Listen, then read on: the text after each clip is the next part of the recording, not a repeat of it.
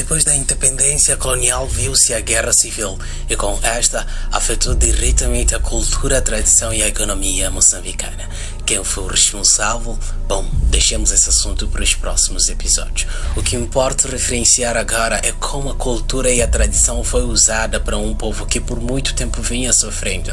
Muitos perderam seus pais, mães, avós e irmãos. Lá na zona das Mutianas, Urrera, começaram a surgir termos de novos infratores sociais.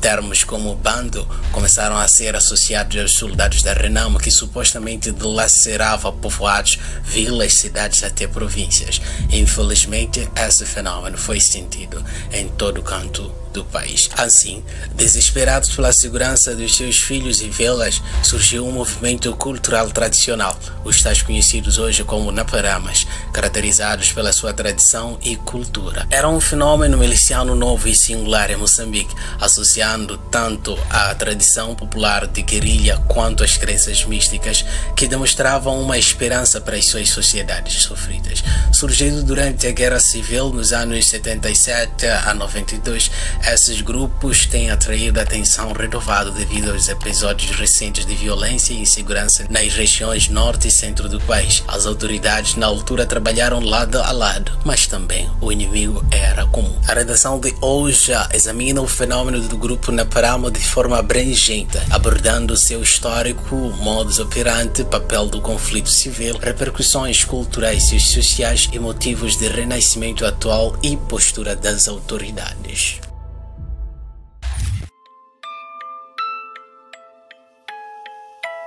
Os Naparamas constituem um grupo paramilitar de base comunitária, originalmente composto por camponeses do centro e norte de Moçambique. Tradicionalmente são descritos como guerreiros moçambicanos, surgidos na década de 1980 no contexto da Guerra Civil, que integraram conhecimentos tradicionais, elementos místicos e forte coesão comunitária. O próprio nome Naparama em línguas locais significa aquele que vai à guerra, indicando a sua identidade marcial. Esses combatentes organizavam-se sem uniforme e geralmente faziam uso de armas brancas, como lanças, arcos, flechas e katanas, em vez de armamento moderno que é usado atualmente nas guerras. Uma crença central é de que, após um ritual especial também chamado de vacinação, ficam protegidos de balas, tornando-se aparentemente invulneráveis. Em suma, os Naparamas são milícias locais que combinam religiosidade tradicional e autodefesa mística, e historicamente foram aliados da Frelimo contra a Renamo no conflito civil. Liderados por Manuel Antônio Naparama, um rendeiro e líder militar carismático natural de Nampula, eles tinham um único objetivo: proteger os camponeses das ações maléficas da Renamo, ou bando como era conhecido na altura. Esse movimento emergiu no norte de Moçambique, especialmente nas províncias de Zambésia, Nampula e Niassa, com uma forma de autodefesa contra os ataques dos insurgentes. Logo nos anos 90, o grupo cresceu rapidamente, reunindo cerca de 20.000 combatentes e tomou controle de vastos territórios, forçando mais de 100.000 civis sob seu protetorado a regressar nas zonas controladas por Renamo para áreas seguras sob proteção do governo. Nessas operações, os Naparamas mostraram grande eficácia contra Renamo, percorrendo regiões da Zambésia e Nampula e destruindo bases de rebeldes. As vitórias do grupo conferiram-lhe reputações lendárias entre as comunidades locais, reforçada por relatos de bravura e de suposta invulnerabilidade mística. O próprio Kakama, líder da Renamo, ordenou ofensivas específicas contra Naparamas no início dos anos 90, sinalizando seu peso militar e simbólico. Em dezembro de 1991, a organização sofreu um golpe decisivo. Manuel Antônio Naparama foi morto em combate contra guerrilheiros da Renamo, seu corpo tomado com diversos ferimentos de balas e baioneta. Essa morte levou à fragmentação do movimento. Após a paz de 92, os Naparamas praticamente desapareceram do cenário político. Alguns remanescentes dispersaram-se ou se integraram a outros grupos. Uma parte aderiu a Renamo, enquanto outros seguiram em banda independente do tipo bando de cataneiros. A partir de então, o nome Naparama entrou no imaginário coletivo como uma lenda guerreira, mas sem estrutura organizada até seu ressurgimento recente.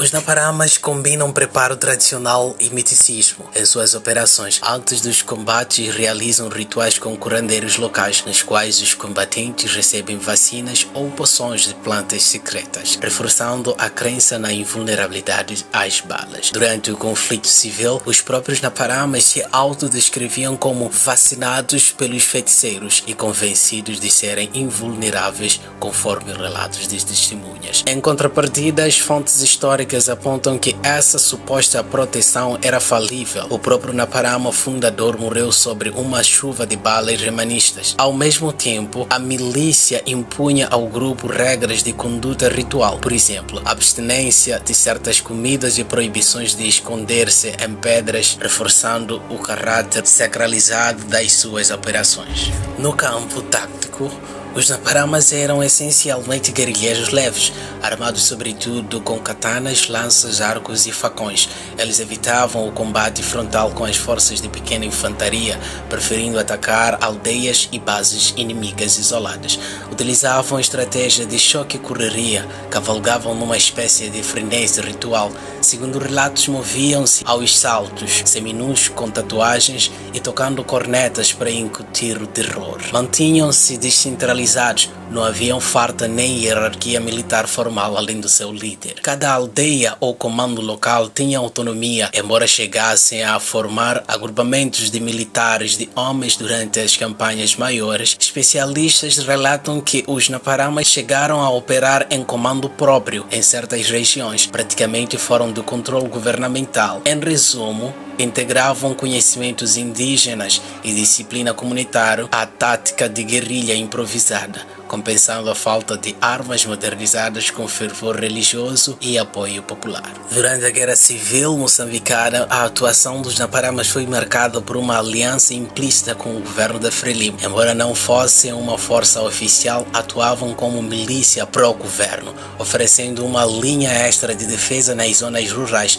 Defendiam comunidades contra ataques da Renamo, arriscando suas vidas para evitar que os insurgentes invadissem aldeias e campos cultivados. Essa atuação contribuiu para que milhares de camponeses fugissem das áreas controladas por Renamo e voltassem para regiões seguras sob proteção das Forças Armadas de Moçambique. Aliados ao exército, coordenavam ataques a pé para desmontar bases rebeldes. Relatos do campo descrevem os Naparamas participando de operações conjuntas, arriscando-se com lança e facão, onde o exército não conseguia chegar facilmente. Sua presença foi determinada em diversos combates contra Renamo, causando perdas severas à guerrilha e destruindo infraestruturas inimigas. Após a assinatura dos Acordos Gerais da Paz de 92, os Naparamas foram desmobilizados de fato. Sem necessidade de lutar, muitos voltaram às suas comunidades. A influência do governo central e das Forças Armadas limitou-se a retirá-los de cena. O então governo, agora livre para operar contra o movimento, proscreveu formalmente os Naparamas antes mesmo do fim do conflito. Com a paz, o grupo desapareceu das manchetes e o nome Naparama passou a representar sobretudo uma memória histórica. Ao longo das décadas seguintes, pouco ou nada se ouviu sobre essa milícia, até o recente ressurgimento no contexto das novas crises de segurança. Em suma,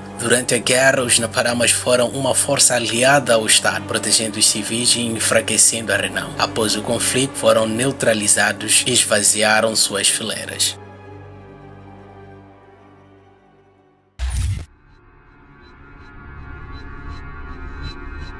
Os Naparamas deixaram uma marca importante na cultura e no imaginário social das regiões onde atuaram. Para muitos moradores rurais, eles foram uma barreira entre a violência armada e a sobrevivência das comunidades durante a guerra. Essa percepção lhes valeu respeito e temor. Reza a lenda que eram invulneráveis. Ainda hoje, histórias de guerrilheiros Naparamas circulam com o folclore moderno. A Associação de Curandeiros, por exemplo, ainda cita a vacinação Naparama como um fenômeno misterioso a ser investigado. Em trabalhos de historiadores locais encontra-se a descrição dramática do grupo, que chegava a ser chamado de terríveis Naparamas, vacinados pelos feiticeiros. Assim, foram elevados a símbolo de resistência popular com fortes atributos míticos. E hoje, ou nos últimos tempos, as suas ações continuam a causar impacto social relevante. De um lado, provocam medo e desconfiança. Relatos jornalísticos apontam episódios de terror nas aldeias aldeias, com incêndios de sedes administrativos, sequestros e assassinatos que obrigam líderes locais e funcionários do Estado a se refugiarem. Em Angoche e Herate, Nampula, por exemplo, 6 naparamas foram abatidos pela polícia enquanto atacavam instituições públicas com katanas, indicando o nível de violência na região. Esses incidentes minam a sensação de segurança da comunidade. De outro lado, intelectuais moçambicanos alertam que reprimir os naparamas significa também atacar formas vivas de identidade cultural. Como observou um colunista local, reprimir os naparamas não é apenas reprimir um grupo, é atacar uma expressão viva de resistência cultural, espiritual e social moçambicana. Em síntese, naparamas são vistos por parte da população como defensores natos, mas suas ações recentes têm causado trauma social. Um paradoxo que ressalta as tensões entre tradições populares e o Estado moderno. Atos que trazem a seguinte pergunta: por que o surgimento atual?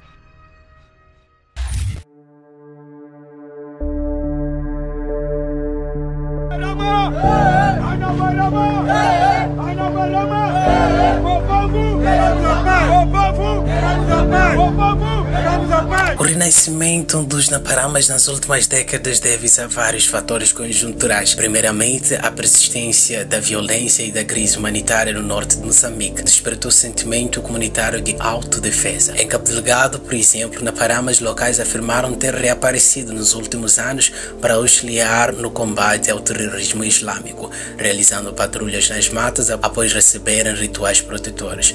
Estes relatos afirmam que, diante da penúria das forças de segurança oficiais, parte da população recorreu à velha tradição naparama para tentar controlar a situação. Em paralelo, criticam também as más condições econômicas e exclusão social. As autoridades e analistas notaram que os naparamas argumentam terem sido marginalizados pelo governo, motivando-os a lutar contra o Estado. O próprio presidente Daniel Chapo incluiu os naparamas entre os principais desafios à segurança, dizendo que eles surgiram no final dos anos 1980 para defender as suas comunidades contra Renamo e reaparecem recentemente porque alegam terem sido esquecidos. Um comentarista local caracteriza-os como força de sobrevivência das populações pobres, organizando a segurança comunitária para forçar o governo a atender ao povo. Além disso, há componentes políticos. Em algumas ações, grupos que se proclamam naparamas proclamaram alianças a figuras da oposição, por exemplo, simpatizantes de Venâncio, e fizeram reivindicações como redução do preço de alimento. Em suma, o ressurgimento naparama hoje é multifacetado, mistura o desejo tradicional de autoproteção contra novas ameaças, terrorismo e bandidagem, com motivações socioeconômicas, proteção contra a pobreza e dinâmicas políticas locais.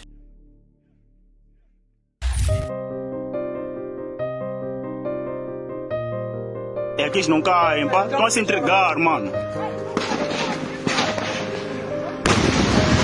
RPG, vamos ver se vão explodir. O que acontece? Vai ver. O governo moçambicano trata atualmente os naparamas como uma ameaça à ordem pública e uma possível fonte de desestabilização. Em declarações oficiais, as lideranças de Estado tentam separar a imagem naparama histórica daquela dos grupos contemporâneos considerados criminosos. Em abril de 2025, o ministro da Defesa, Cristóvão Chume, defendeu que os verdadeiros naparamas originais apoiavam as forças governamentais e que os agressores atuais, que dizem ser naparamas, não correspondem a esse conceito tradicional, sendo na verdade bandidos a serem combatidos pelas forças de defesa e segurança. Da mesma forma, o presidente Chapo incluiu explicitamente os naparamas entre os principais desafios nacionais, afirmando que seus ataques visam bloquear estradas e intimidar a população. Segundo Chapo, essas ações criminosas prejudicam a circulação das pessoas e bens e ameaçam o desenvolvimento regional.